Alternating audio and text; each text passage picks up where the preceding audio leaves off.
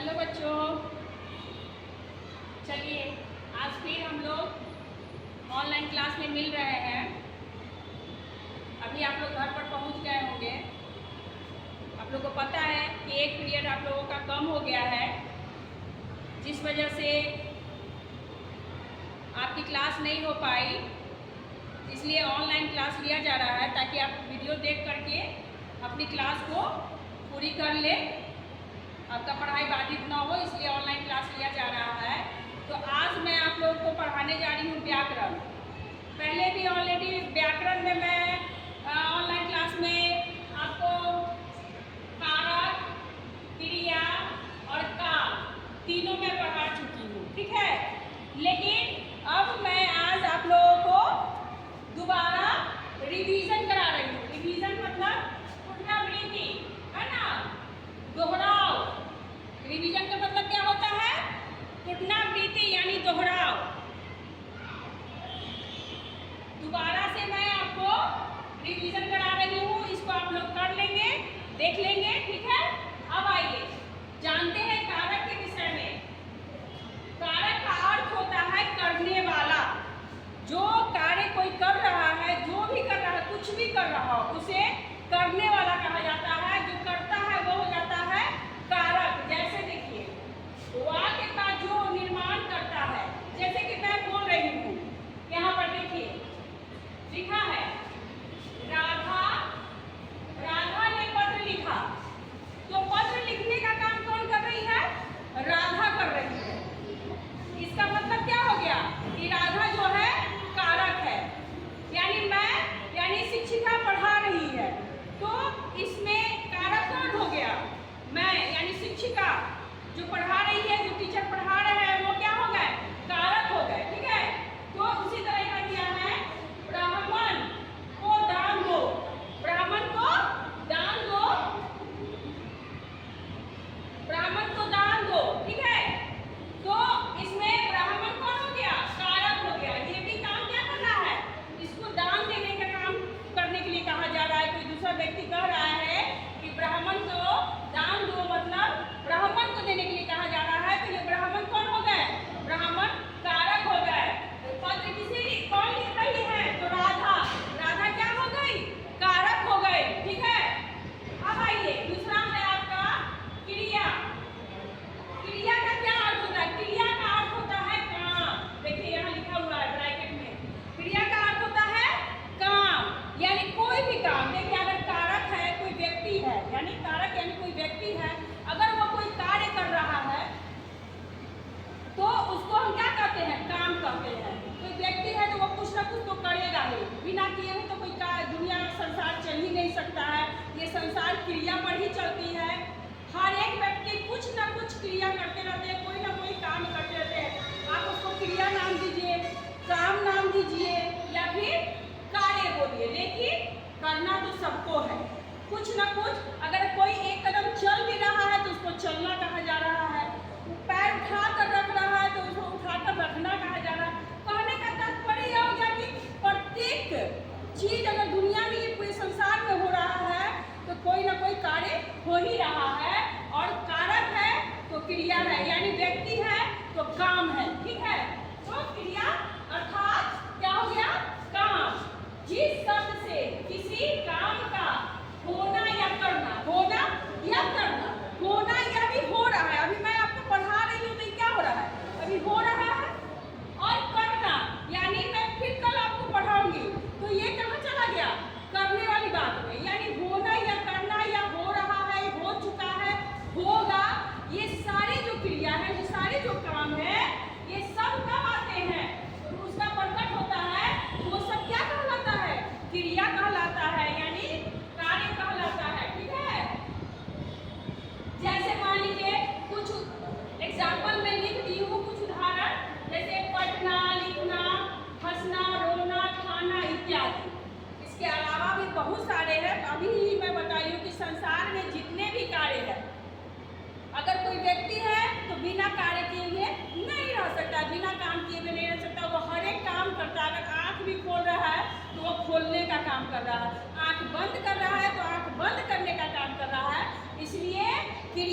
Necessary है, दुनिया में बहुत जरूरी है। क्रिया के बगैर कोई काम नहीं होता, कोई बात नहीं होती है। चलिए, ये हो गया आपका कारक और ये हो गया आपका क्रिया। अब आ गया आपका काल। क्या है? काल। अब देखिए, अगर कोई व्यक्ति है तो वो काम कर, वो व्यक्ति है वो कुछ ना कुछ तो करेगा, तो वो क्रिया किया। अब वो क्रिया किया यानी काम किया, तो काम किया, कब किया, क्यों किया, कैसे किया, कब हुआ, कब नहीं हुआ, ये सारे क्वेश्चन आ रहे हैं क्या? तो ये सब आने का मतलब क्या है? इसमें समय का पता चलना है। इसमें किस चीज का पता चलना है? समय का, कि आखिर किस समय में कौन सा कार्य हो रहा है। तो इसका परिभाषा क्या आएगा? सो देखिए, काल का अर्थ होता है समय। काल का क्या अर्थ होता है? समय। समय यानी कि क्रिया के जिस रूप से उसके समय का बोध होता है, यानी कोई भी काम हम कर रहे हैं, कोई भी क्रिया हम कर रहे हैं और वो क्रिया किस समय में हो रहा है उसका अगर यदि पता चल रहा है तो वो क्या कहलाता है? काल कहलाता है। आई बात समझ में? वो क्या कहलाता है? काल। जैसे मैं पढ़ता हूँ, वह पढ़ चुका है, वह पढ़ेगा। और देखिए, मैं कुछ लिखने जा रही हूँ, देखिएगा, मैं पढ़ता हूँ। अब अभी कैसे बताइएगा कि ये कौन से काल में आता है? जैसा कि मैं आप लोग को पहले बताई थी कि काल के 3 रूप होते हैं, है ना? वर्तमान काल, भूतकाल और भविष्यत काल। 3 काल होते हैं। तो वर्तमान काल में कैसा होता है? देखिए, पढ़ता हूँ, अगर लिखा है पढ़ता हूँ, तो ये क्या, कौन सा काल हो गया? ये हो गया वर्तमान काल। ये कौन सा काल हो गया? वर्तमान काल, क्योंकि अभी पढ़ रहा हूँ, मैं पढ़ता हूँ, पढ़ रहा हूँ, ये सब कौन सा काल हो गया? वर्तमान काल। जो अभी मैं कर रही हूँ, अभी मैं आपको पढ़ा रही हूँ, तो ये कौन से काल में, कौन से समय में? वर्तमान समय में मैं आपको पढ़ा रही हूँ। उसके बाद देखिए, अब यहाँ देखिए, पढ़ चुका है, ये है पढ़ चुका है, तो ये क्या हो गया? पढ़ चुका। ये कौन से काल में होगा? पढ़ चुका का मतलब हो गया कि आप, जैसे कि मैं कल आप लोग को पढ़ाई थी, कल मैं आप लोग को हिंदी भाविका पढ़ाई थी और पाठ 6 पढ़ाई थी, तो वो तो पढ़ चुके आप, तो वो समय क्या हो गया? वो समय बीत गया। तो जो बीत गया वो हो जाता है भूतकाल। वो कौन सा समय हो जाता है? भूतकाल। ठीक है। अब आता है दूसरा क्वेश्चन है, देखिए, पढ़ेगा। यहाँ देखिए, तीसरा में देखिए, पढ़ेगा,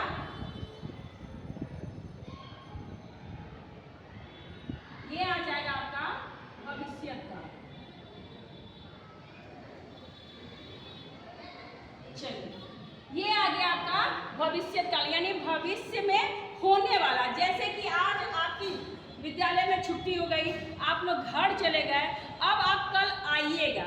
जब कल फिर विद्यालय आइएगा तो फिर नेक्स्ट पार्ट के साथ, यानी अगले पार्ट के साथ मैं आपका पढ़ाई शुरू करूंगी। मैं आपको पढ़ाऊंगी, जो भी पाठ पढ़ाऊं वो पाठ पढ़ाने के लिए मैं बोल रही हूँ कि कल मैं इसको पढ़ाऊंगी। तो वो कब हो रहा है? वो भविष्य के लिए मैं बता रही हूँ कि कल जब आप आइएगा तो मैं ये सब्जेक्ट में ये पाठ पढ़ाऊंगी। तो ये आपका हो गया भविष्यत काल। इसको भविष्य में होने वाली बात बताया जा रहा है। ठीक है, तो अब हमें लगता है आप लोग को समझ में आ गया होगा, लेकिन एक बार फिर मैं रिपीट करना चाहूंगी। कारक, कारक का अर्थ होता है करने वाला। जैसे वाक्य का जो निर्माण करता है उसे कारक कहते हैं।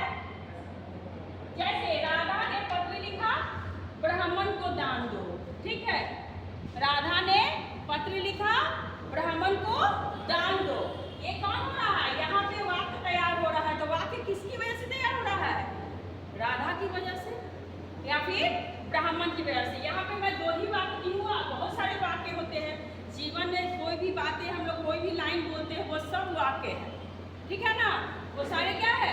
वाक्य है। तो इसमें अगर बात किया जाए तो इसमें कारक कौन आ गया? राधा आ गई और ब्राह्मण जो हो गए सो ये कारक आ गए। इनको हम लोग कारक करेंगे। या फिर आप भी मान के चलिए, आप ही का नाम लिया जा रहा हो और बताया जा रहा हो कि आप कोई कार्य कर रहे हैं, उस कार्य का भी नाम लिया जा रहा हो,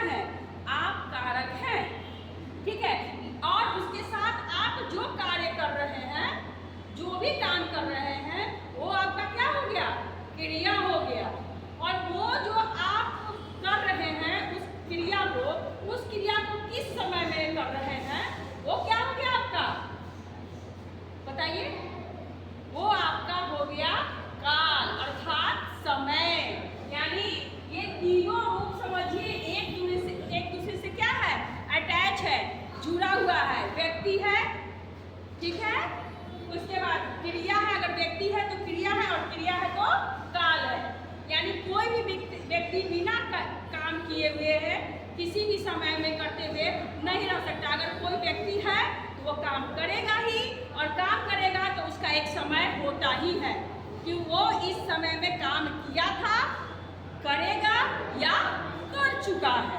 तो इस तरह से इस परिभाषा का मैं अंत करूंगी, लेकिन फिर भी अभी एक नंबर समझाई हूँ, दूसरा और तीसरा फिर समझा रही हूँ।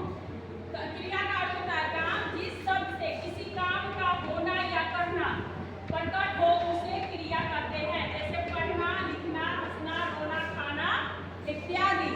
ठीक है। फिर आगे काल। काल का अर्थ होता है समय। क्रिया के जिस रूप से उसके समय का बोध होता है उसे काल कहते हैं। जैसे मैं पढ़ता हूँ, वह पढ़ चुका है, वह पढ़ेगा। ठीक है। तो इसमें समय को पता करने के लिए आप एक ही चीज देखिएगा कि जैसे ही हमें पता चल रहा होगा कि पढ़ता हूँ या पढ़ रहा हूँ, तो समझ जाइए कि अभी वो काम हो रहा है, यानी वो वर्तमान समय में हो रहा है। और जैसे ही कोई चीज, मतलब जरूरी नहीं कि पढ़ना और पढ़ रहा हूँ यही बोले, खा रहा हूँ या खाता हूँ, खेल रहा हूँ या खेलता हूँ,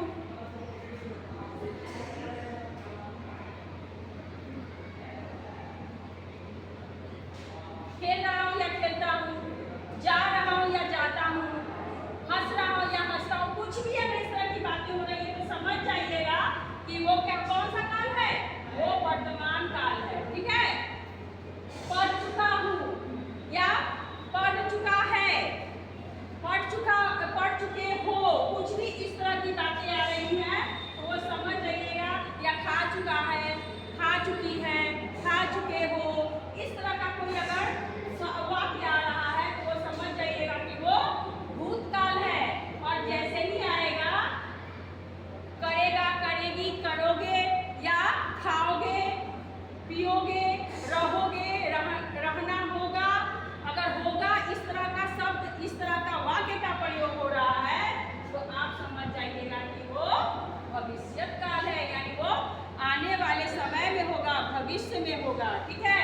तो इस तरह से आपका ये तीनों टॉपिक समाप्त हो गया। अब इसके बाद आप अगले पाठ की तरफ चलेंगे, अगले पाठ की तरफ चलेंगे ताकि आपका कल, अगर इससे ज्यादा पढ़ा दूंगी तो फिर आप नोट नहीं कर पाएंगे, इसलिए मैं चाह रही हूँ कि अगले पाठ को कल फिर पढ़ेंगे कि कौन सा पढ़ना है। ये तो आपका रिवीजन हुआ है, इतना बात जान लीजिए कि आपका रिवीजन है। और आगे जो होगा शायद मैं लिंक पढ़ाऊंगी, लिंक भी शायद पढ़ा चुकी हूँ ऑनलाइन क्लास के माध्यम से, लेकिन अगर रिवीजन रूप में आएगा तो कल वही लिंक भी पढ़ेंगे, क्योंकि कल आपका फ्राइडे है और फ्राइडे को तो व्याकरण होता है, यानी शुक्रवार को तो व्याकरण होता है, आप लोगों को पता है। तो इस तरह से इसको नोट कर लीजिए, समझ लीजिए। अगर एक बार समझ में ना आए तो 2 बार 3 बार वीडियो को देखिए और समझिएगा जरूर। ऐसा नहीं कि बस इसको लिख लीजिएगा, देख कर उतार लीजिएगा और वीडियो बिना देखे हुए, बिना समझे हुए चले आइएगा तो बहुत दिक्कत हो जाएगा। ठीक है। इसलिए आप वीडियो को देखिएगा जरूर और समझिएगा जरूर कि आखिर हम टॉपिक क्या समझाए हैं आपको, क्योंकि बिना समझे हुए, क्योंकि क्लास में आप जानते हैं कि जब मैं पढ़ाती हूँ तो अच्छे से उसको तोड़ तोड़ के समझाती हूँ। इसी तरह से मैं आप चाही हूँ कि आपको वीडियो के द्वारा भी अच्छे से समझा के पढ़ा रही हूँ। दोबारा इसीलिए पढ़ रही हूँ ताकि आपके दिमाग में ये बात चले। ठीक है। तो इसी के साथ मैं चाहूँगी कि आज का क्लास यहीं समाप्त हो। आज हम यही आपका क्लास समाप्त कर रहे हैं। तब तक के लिए बाय।